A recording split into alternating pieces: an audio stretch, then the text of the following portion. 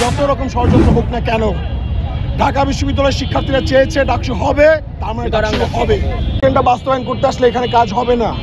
ঢাকা বিশ্ববিদ্যালয়ের শিক্ষার্থীরা, সচেতন শিক্ষার্থীরা জুলাইয়ের 16 তারিখ মাঝরাতেই যত রকম মেজরভিত্তিক ছাত্র রাজনীতি আছে, দলীয় ছাত্র রাজনীতি এবং শিক্ষক রাজনীতি আছে বা বিভিন্ন দলের লেজুর ভিত্তি, এটাকে লাল কার্ড দেখিয়ে দিয়েছে সেই গত বছরের 16 তারিখ রাতে। সেটা আবার পুনরাবৃত্তি করার চেষ্টা করলে ছাত্রলীগের যে পরিণাম হয়েছে মনে রাখতে হবে। ছাত্রলীগের ক্যান্টনমেন্ট খ্যাত শহীদ সার্জন জোড়া হল থেকে ছাত্রলীগকে বিতাড়িত করা হয়েছে ধাওয়া দিয়ে, মনে রাখতে হবে এটা।